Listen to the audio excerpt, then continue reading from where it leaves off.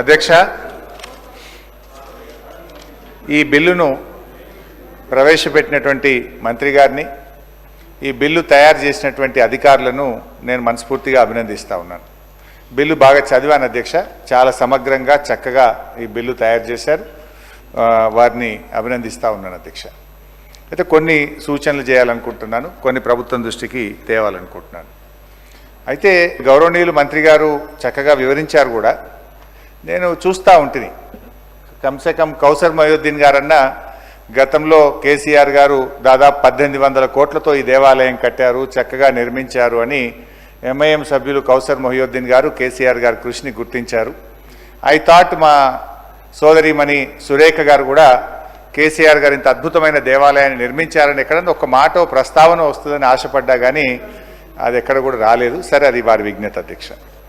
అయితే అధ్యక్ష, ఈ దేవాలయాన్ని గౌరవనీయులు కేసీఆర్ గారు మన తెలంగాణ తిరుపతిగా, తెలంగాణ ఇలవేల్పోయినటువంటి యాదగిరి లక్ష్మీనరసింహస్వామి దేవాలయాన్ని అత్యంత భక్తి శ్రద్ధలతో బాధ్యతతో ఈ దేవాలయాన్ని నిర్మించారు.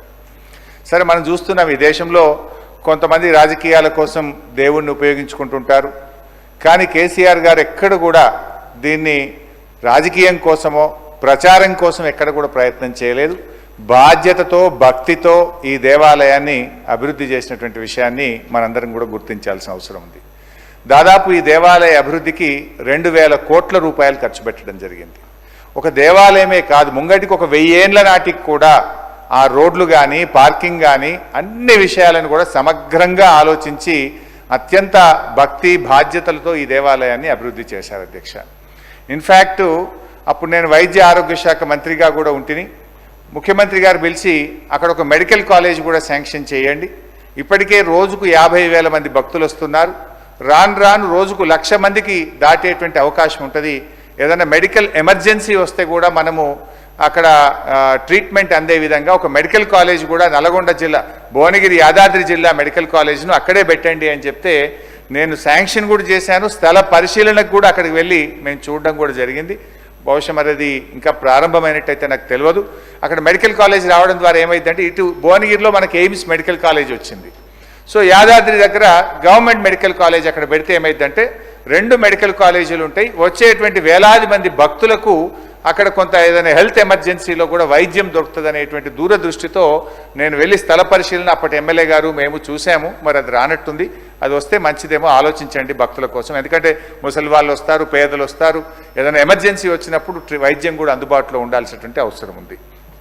ఇకపోతే అధ్యక్ష, ఇక్కడికి ఇంకా చాలా సంతోషం ఏంటంటే కోనేరు, ఇప్పుడే మా గౌరవనీయులు ప్రశాంత్ రెడ్డి గారు అయితే చాలా కష్టపడ్డారు కేసీఆర్ గారి నాయకత్వంలో. అక్కడ నిర్మించినటువంటి కోనేరుకు ఎంత సంతోషం అంటే కాళేశ్వరం ప్రాజెక్టు ద్వారా గోదావరి జలాలను ఆ యాదాద్రిలోని కోనేరుకు తీసుకురావడం జరిగింది అధ్యక్ష. వచ్చినాయి నీళ్లు కొండపోచమ్మ సాగర్ నుంచి, గన్నమల్ల నుంచి కెనాల్ ద్వారా కోనేరులోకి మన గోదావరి జలాలను కూడా అక్కడికి తీసుకొచ్చినటువంటి గొప్ప అనుభూతి కూడా మాకున్నది అధ్యక్ష. అయితే అధ్యక్ష, గౌరవనీయులు మంత్రి గారితో ఒక సూచన ఏంటంటే, ఒకటి ఎమ్మెల్సీ అనేటువంటి పదమే చట్టంలో వచ్చింది. నా రిక్వెస్ట్ అయితే కంపల్సరీ ఒక ఎమ్మెల్యే ఉండాలి, ఒక ఎమ్మెల్సీ ఉంటే మన సభ్యులు ఎవరైనా పోయినప్పుడు కానీ మనకు అక్కడ ఏదైనా విషయాలు సభ దృష్టికి ప్రభుత్వం దృష్టికి తేవడానికి కూడా ఉపయోగపడాలంటే అందులో ఒక ఎమ్మెల్యేను విధిగా పెట్టండి, ఒక ఎమ్మెల్సీని కూడా విధిగా పెట్టగలిగితే బాగుంటుందనేటువంటిది మా సూచన. ఇక్కడ మంత్రి గారు చెప్పేటప్పుడేమో ఐదర్ ఎమ్మెల్యే ఆర్ ఎమ్మెల్సీ అని తన ఉపన్యాసంలో చెప్పారు. బిల్లులో మాత్రం ఎమ్మెల్సీ అనే పదం మాత్రమే వచ్చింది. సో నా రిక్వెస్ట్ అయితే 2 ఉండాలని, ఎమ్మెల్యే గారు ఉండాలి, ఎమ్మెల్సీ గారిని కూడా ఇందులో పెట్టగలిగితే బాగుంటుంది. మన రాష్ట్ర జనాభాలో 10%కు పైగా గిరిజన జనాభా ఉన్న రాష్ట్రం మన తెలంగాణ రాష్ట్రం. ఆంధ్రప్రదేశ్లో 6% ఉన్న తెలంగాణలో ఆల్మోస్ట్ 11-12% గిరిజనులు ఉంటారు. అయితే మీరు ఎస్సీలకు ఇచ్చారు, బీసీలకు ఇచ్చారు, ఒక మహిళ ఉండాలని పెట్టారు, కానీ ఎందుకో ఎస్టీలు మిస్ అయిపోయారు. తప్పకుండా ఒక గిరిజన సభ్యుడు కూడా ఇందులో ఉండే విధంగా ఈ బిల్లులో పొందుపరచాలని చెప్పి నేను వారిని కోరుతా ఉన్నా అధ్యక్ష. ఇకపోతే అధ్యక్ష, ఇందులో తెలుగులో నేను చూశాను ధర్మకర్తల బోర్డు అని పదం రాశారు. బోర్డు అనేది మళ్ళీ ఇంగ్లీష్ అయిపోయింది. జనరల్గా తిరుపతిలో మేము చూస్తే ధర్మకర్తల మండలి అనేటువంటి పదం ఉంటుంది. మరి ఇక్కడ ధర్మకర్తల బోర్డు అనే పదం రాశారు. వీలైతే దాన్ని మార్చి ధర్మకర్తల మండలిగా మార్చాలని చెప్పి నేను వారిని కోరుతా ఉన్నాను. ఇకపోతే ఇంకొక చిన్న సూచన, జనరల్గా మనం సెంటిమెంట్స్ భక్తిభావమే మనుషుల్ని బాగా నడిపిస్తుంది. ఇది మనం కొన్ని సందర్భాల్లో పోలీసులు చేయలేని పని ఒక దేవాలయంకు పోతే ఎక్కడ ఒక లైన్ తప్పరు, క్రమశిక్షణ తప్పరు. ఆ భక్తి అనేటువంటి దేవుడి మీద ఉండేటువంటి భక్తి మనుషుల్ని చాలా సక్రమమైన మార్గంలో నడిపిస్తూ ఉంటుంది. అప్పుడప్పుడు మనం చూస్తూ ఉంటాం, అంటే పత్రికల్లో దొంగలు పడ్డారు కానీ దేవుణ్ణి మాత్రం ఏం ముట్టుకోలేదు, అక్కడ ఉన్నాయి కూడా టచ్ చేయకుండా పోయిండ్రు అంటారు. అంటే అంత నమ్మకం, విశ్వాసం అనేటువంటిది ప్రజల్లో ఉంటూ ఉంది. ఇక్కడ నా సూచన ఏంటంటే, జనరల్గా తిరుపతిలో మీరు చాలా వరకు తిరుమల తిరుపతిని ఫాలో అయినవని చెప్తూ వచ్చారు. తిరుపతిలో అక్కడ ఈవో కానీ జేఈఓ యొక్క జీతాలు తిరుమల తిరుపతి దేవస్థానం నుంచే ఇస్తారు. అంటే ఆ హుండీ డబ్బులు, భక్తులు ఇచ్చిన డబ్బులు, దేవుని సొమ్ము నుంచి జీతం తీసుకుంటున్నామంటే ఏమవుతుంది? అరే ఇది దేవుని సొమ్ము తింటున్నాము, నిజాయితీగా పనిచేయాలి, జాగ్రత్తగా పనిచేయాలనేటువంటి భక్తి భావం ఉంటుంది, బాధ్యత ఎక్కువగా ఉంటుంది. ఈ బిల్లులో మీరు అది పెట్టలేదు. ఆ తిరుమల తిరుపతిలో ఈవో జేఈఓలకు ఎట్లయితే ఆ దేవస్థానం డబ్బులు, హుండీ డబ్బుల నుంచి జీతం ఇస్తున్నామో, ఇక్కడ కూడా హుండీ డబ్బుల నుంచి, దేవాలయ డబ్బుల నుంచి జీతం ఇచ్చినట్టయితే, జీతం పెద్ద ముచ్చట కాదు. ఈ దేవాలయం ఇప్పటికే 250 కోట్ల రూపాయల ఆదాయం వస్తున్నది. ఇద్దరు ఉద్యోగులకు ఇచ్చి ఇప్పుడు మన దగ్గర ఉంటున్నటువంటిది ఒకటి ఈవో, రెండవది మీరు ఎఫ్ఏ అండ్ సిఏఓ అంటే చీఫ్ అకౌంట్స్ ఆఫీసర్, ఇద్దరు బయట నుంచి ఉద్యోగులు పనిచేస్తున్నారు. ఇద్దరు బయట నుంచి ఉద్యోగులు, మిగతా వాళ్ళంతా టెంపుల్ ఉద్యోగులు. తిరుమల తిరుపతిలో ఎట్లయితే ఈవో జేఈఓకు దేవాలయం నుంచి జీతం ఇస్తున్నామో, ఇక్కడ కూడా EO and FA and CAO కూడా మీరు దేవాలయ డబ్బుల నుంచి జీతం ఇస్తే భయము, భక్తి, ఆ సెంటిమెంట్ ఉంటుంది కనుక బాధ్యతతో పనిచేస్తారనేటువంటిది నా సూచన. దాన్ని బిల్లులో పొందుపరచాలని చెప్పి కూడా నేను వారిని కోరుతా ఉన్నాను. ఇకపోతే ఈ బిల్లులో మీరు అన్ని పెట్టినారు చాలా వరకు. జీర్ణ దేవాలయాల పునరుద్ధరణకు కూడా ఈ దేవాలయంకి వచ్చే ఆదాయం నుంచి ఖర్చు పెట్టడానికి తిరుపతిలో ఒక ట్రస్ట్ పెట్టుంటారు. ఇక్కడ కూడా యాక్చువల్గా అన్నదాన ట్రస్ట్ ఉంది, కానీ ప్రచారం ఇంకెక్కువ జరిగితే చాలామంది భక్తులు డబ్బులు ఇవ్వడానికి రెడీగా ఉంటారు. దానికి కూడా ఒక ట్రస్ట్ ఏర్పాటు చేసి ఈ దేవాలయం నుంచి వచ్చే ఆదాయం ద్వారా, ఆ ట్రస్ట్ ద్వారా ఈ రాష్ట్రంలోని జీర్ణ దేవాలయాల పునరుద్ధరణకు కూడా మరి వెసులుబాటు కల్పించే విధంగా ఈ బిల్లులో ప్రవేశపెట్టాలని కోరుతా ఉన్నాను. మంత్రి గారు ఈ బిల్లులో ఏమన్నారంటే 100 కోట్ల రూపాయల పైగా ఉన్నటువంటి ఆదాయం ఉన్నటువంటి దేవాలయాలకు ఈ ట్రస్ట్ బోర్డు ఏర్పాటు చేసే వెసులుబాటు కల్పించాము అని చెప్పారు. అయితే 100 కోట్లకు పైగా ఇప్పటికే మన తెలంగాణ కాశీగా మనం దక్షిణ కాశీగా పేరుగాంచినటువంటి వేములవాడలో కూడా 127 కోట్లకు పైగా ఆదాయం వస్తూ ఉంది. సో ఎట్లయితే ఈరోజు యాదగిరిగుట్ట లక్ష్మీనరసింహస్వామికి బోర్డు ఏర్పాటు చేస్తున్నామో, 100 కోట్లు దాటి 127 కోట్ల రూపాయల ఆదాయం వస్తున్నటువంటి వేములవాడ టెంపుల్కు కూడా మీరు వెంటనే ట్రస్ట్ బోర్డు ఏర్పాటు చేయాలని చెప్పి మేము కోరుతా ఉన్నాం. ఎందుకంటే 100 కోట్లు దాటితే ఏర్పాటు చేయొచ్చని మనం ఈ చట్టంలోనే ఈరోజు పొందుపరిచాం. ఆల్రెడీ మనకు 100 కోట్లు దాటినటువంటి దేవాలయం వేములవాడ ఉంది. సో దానికి కూడా ఈ తరహాలో ట్రస్ట్ బోర్డు ఏర్పాటు చేయాలని చెప్పి నేను మీ ద్వారా గౌరవ మంత్రి గారిని కోరుతా ఉన్నాం. ఈరోజు ఈ దేవాలయం ఇంత అద్భుతంగా అభివృద్ధి జరిగిందంటే, సరే మాకు మేము చెప్పుకోవాల్సిన అవసరం లేదు అధ్యక్ష. కేసీఆర్ గారు చేసిన అభివృద్ధికి ఇవాళ ఆ దేవాలయానికి పెరిగిన భక్తుల సంఖ్య, పెరిగిన ఆదాయమే బీఆర్ఎస్ ప్రభుత్వం కేసీఆర్ గారు చేసిన కృషికి నిదర్శనమని చెప్పుకోవచ్చు అధ్యక్ష. దాదాపు రోజు 50,000 మంది భక్తులు వస్తున్నారు. దాదాపు 250 కోట్ల ఆదాయం ప్రతి సంవత్సరం ఆ దేవాలయానికి వస్తుంది. అంతకుముందు దేవాలయం అభివృద్ధి జరగకముందు ఎంత వచ్చింది, ఈ రోజు ఎంత వచ్చింది అనేటువంటిది మీరు ఒకసారి పరిశీలిస్తే మా ప్రభుత్వం మరి ఎంత చిత్తశుద్ధితో ఈ దేవాలయాన్ని అభివృద్ధి చేసిందో మనం కొత్తగా చెప్పుకోవాల్సినటువంటి అవసరం లేదు. బీఆర్ఎస్ ప్రభుత్వంలో ప్రభుత్వ ఆలయాలకు మేము పూర్వ వైభవం తెచ్చాం, పురోగమనం వైపు తీసుకుపోయాం అధ్యక్ష. దురదృష్టం ఏంటంటే 15 నెలల కాంగ్రెస్ పాలనలో దేవాలయాల అభివృద్ధి పూర్తిగా తిరోగమనం పట్టింది. ఎందుకో ఏమో ఆర్థిక శాఖ నుంచి దేవాదాయ శాఖకు నిధులు విడుదల కావడం లేదు. అసలు ఎక్కడికక్కడ పనులు ఆగిపోయినటువంటి పరిస్థితి ఉంది అధ్యక్ష. గత చరిత్ర కూడా చూస్తే అధ్యక్ష, గతంలో ఎప్పుడైనా దేవాలయాల నిధులు రాష్ట్ర ప్రభుత్వాలు అభివృద్ధి కోసం వాడుకున్నటువంటి చరిత్ర ఈ రాష్ట్రంలో ఉంది. ఏ రాష్ట్ర ప్రభుత్వం కూడా ప్రభుత్వ నిధులు దేవాలయాలకు ఇచ్చిన పాపాన పోలేదు. కానీ మొట్టమొదటిసారిగా కేసీఆర్ గారు రాష్ట్ర ప్రభుత్వ నిధుల చేత దేవాలయాలను నిర్మించినటువంటి చరిత్ర బీఆర్ఎస్ పార్టీకి కేసీఆర్ గారికి ఉంది. అందులో ఒకటి యాదాద్రి లక్ష్మీనరసింహస్వామి దేవాలయం అధ్యక్ష. దేవుడు బాగుంటే రాష్ట్రం బాగుంటుంది, రాష్ట్రం బాగుంటే రాష్ట్ర ప్రజలందరూ బాగుంటారని మేము నమ్మినాం అధ్యక్ష. అందుకే మనం ఎందుకంటే తెలంగాణలో అనేక పుణ్యక్షేత్రాలను మరి దేవాలయాలను అభివృద్ధి చేసేటువంటి ప్రయత్నం చేసినాం. అదేవిధంగా విమాన గోపురానికి సంబంధించి ప్రశాంత్ అన్న చెప్పిండు, మా మిత్రులేమో మేము నిర్మించినాం అని అన్నారు. నేను కూడా నా సిద్దిపేట నియోజకవర్గం నుంచి 2 కిలోల బంగారం భక్తులు మేము వెళ్ళి నా డబ్బులు కూడా కలుపుకొని వెళ్ళి దేవాలయంకు సమర్పించి రావడం జరిగింది. కేసీఆర్ గారు కూడా స్వయంగా 1 కేజీ 116 గ్రాములు వారు కూడా ఇచ్చారు. అధ్యక్ష మేము సొంత డబ్బులు ఇచ్చినాము. నేను మాట్లాడినాక నువ్వు మాట్లాడు, అట్లా కాదు విప్పు గారు, నువ్వు మాట్లాడు, నేను వద్దంటలేను. సరే బై 2000 కోట్లు కూడా నువ్వే ఇచ్చినావు, గుడి కూడా నువ్వే కట్టించినావు, అంత నీ పుణ్యమే తీయరాదు. దేవుడు లక్ష్మీనరసింహ స్వామి పైకెళ్ళి చూస్తుండు, ఎవరి నిజాయితీ ఏందనేది ఆ దేవుడు చూసుకుంటాడు. దేవుడు చూస్తాడులే. మరి అది కూడా 50 ఏళ్ళు కాంగ్రెసే పాలించింది రాష్ట్రాన్ని, ఎందుకు చేయలేదు? 50 ఏళ్ళు పాలిస్తే ఎందుకు చేయలేదు అధ్యక్ష? ఇకపోతే రాష్ట్రంలో అధ్యక్ష సార్ వారికి మైక్ ఇవ్వండి సార్, తర్వాత వారికి మైక్ ఇవ్వండి సార్, కూర్చోండి, వారికి మైక్ ఇవ్వండి, వారిని మాట్లాడమనండి. సో నా రిక్వెస్ట్ ఏంటంటే అధ్యక్ష, మరి గతంలో కూడా ప్రభుత్వాలు ఉన్నాయి, మరి గత ప్రభుత్వాలు ఎందుకు చేయలేదు? కేసీఆర్ గారే ఎందుకు చేసిండ్రు? అయితే అధ్యక్ష బాసర దేవాలయానికి 50 కోట్ల రూపాయలు, భద్రాద్రి రామాలయంకు 50 కోట్లు, ధర్మపురి లక్ష్మీనరసింహస్వామి ఆలయానికి 50 కోట్లు, వేములవాడ రాజరాజేశ్వర స్వామి ఆలయానికి 70 కోట్ల రూపాయలతో అభివృద్ధి చేయడం జరిగింది అధ్యక్ష. అదేవిధంగా అధ్యక్ష కాళేశ్వరం ముక్తేశ్వర స్వామి ఆలయానికి 30 కోట్లు, కొండగొట్టు ఆంజనేయ స్వామి దేవాలయానికి 600 కోట్లతో ఈ 2 మాత్రం అభివృద్ధికి ప్రణాళికలు చేసినాం. దయచేసి దాన్ని ముందుకు తీసుకుపోవాలని గౌరవ మంత్రి గారిని నేను ఈ ప్రభుత్వాన్ని కోరుతా ఉన్నాను అధ్యక్ష. ఈరోజు కామన్ గుడ్ ఫండ్ కింద కూడా చాలా దేవాలయాలు అభివృద్ధి చేయడం జరిగింది.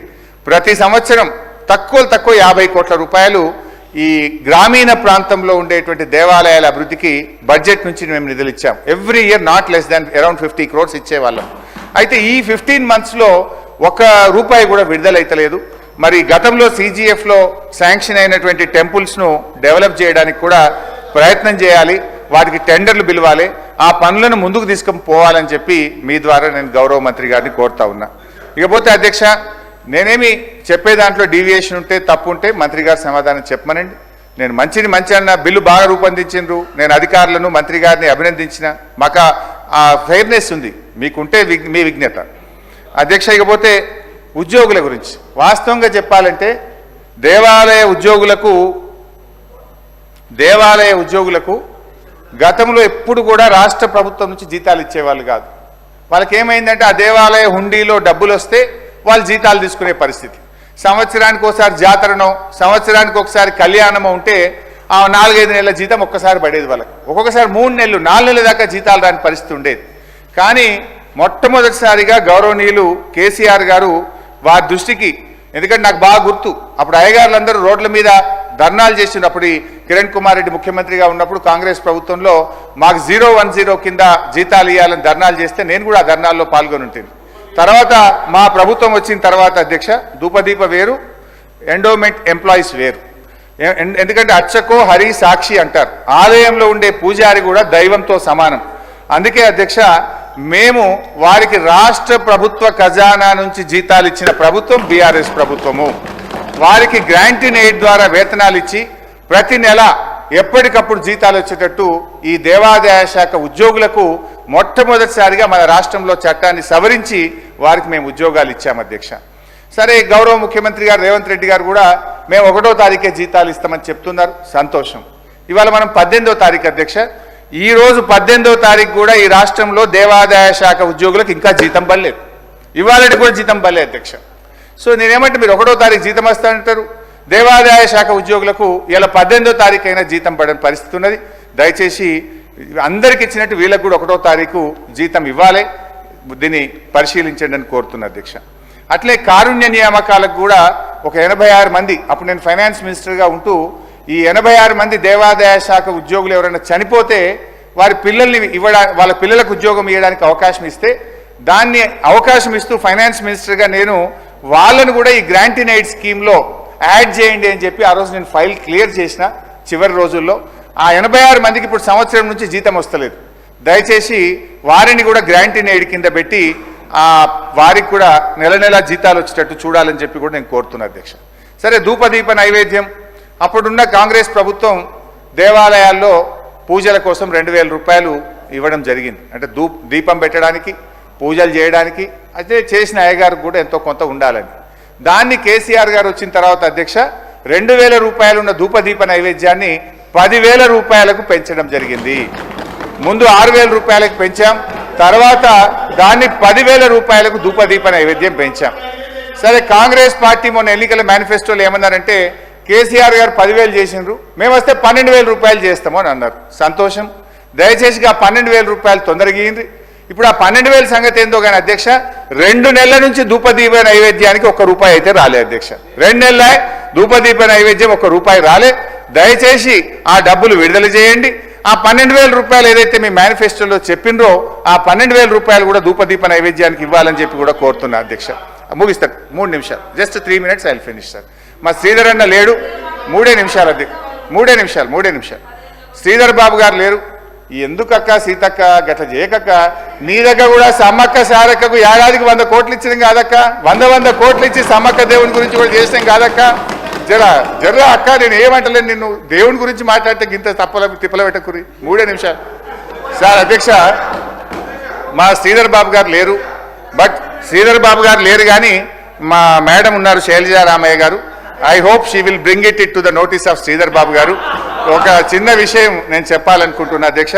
ఎందుకంటే అధ్యక్ష బ్రాహ్మణ సంక్షేమం కూడా భగవంతుడి సంక్షేమంలో భాగమే అధ్యక్ష. బ్రాహ్మణులు ఎక్కడైతే బాగుంటారో ఆ రాజ్యం కూడా బాగుంటుంది అని అంటుంటారు.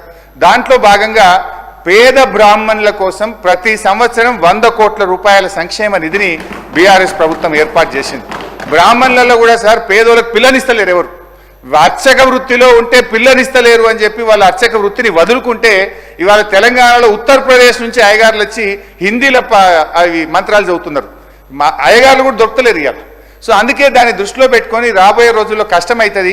మరి వేద విద్యను అభ్యసించే వాళ్ళు ఉండాలి, వారికి కూడా ప్రోత్సాహం ఉండాలని చెప్పి 100 కోట్ల రూపాయలతో మేము ఒక బ్రాహ్మణ సంక్షేమ నిధిని ఏర్పాటు చేయడం జరిగింది అధ్యక్ష.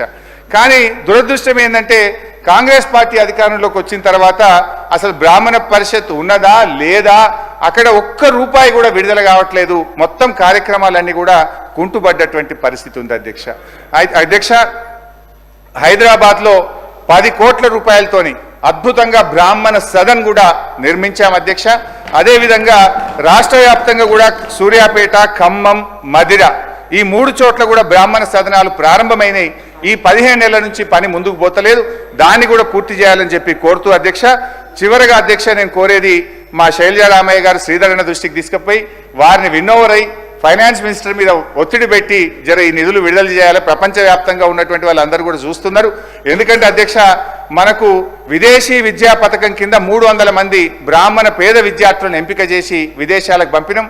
మొదటి సంవత్సరం పైసలు ఇచ్చినాం, 2వ సంవత్సరం పైసలు రాక కొంతమంది వెనక్కు వస్తున్నారు, కొంతమంది చాలా ఇబ్బంది పడుతూ నాకు ఇవాళ ఫోన్ చేసింది అధ్యక్ష, ఇవాళ అసెంబ్లీలో బిల్లు వస్తుంది, జర మాట్లాడుంది, మా సురేఖ గారి దృష్టికి తీసుకుపోండి, శ్రీధర్ బాబు గారి దృష్టికి తీసుకుపోండి అని అడిగిండ్రు. ఈ 300 మంది విద్యార్థులకు 30 కోట్ల రూపాయలు పెండింగ్ ఉంది. పేద బ్రాహ్మణ విద్యార్థులు వాళ్ళ చదువులు ఇబ్బంది కాకుండా 30 కోట్లు విడుదల చేయాలని, అదేవిధంగా బ్రాహ్మణ్ ఎంటర్ప్రెన్యూర్ స్కీమ్ కింద 497 మందికి సెలెక్ట్ అయి బెస్ట్ స్కీమ్ కింద 16 కోట్లు పెండింగ్ ఉన్నాయి, దాన్ని కూడా విడుదల చేయాలని చెప్పి నేను కోరుకుంటూ ఈ బ్రాహ్మణ పరిషత్ను కూడా పునరుద్ధరించి మరి వారిని కూడా మనం ఎంకరేజ్ చేయాలని చెప్పి కోరుతూ మరొకసారి ఈ బిల్లును మనస్ఫూర్తిగా స్వాగతిస్తూ మీ ఈ సెలవు అధ్యక్ష. అధ్యక్ష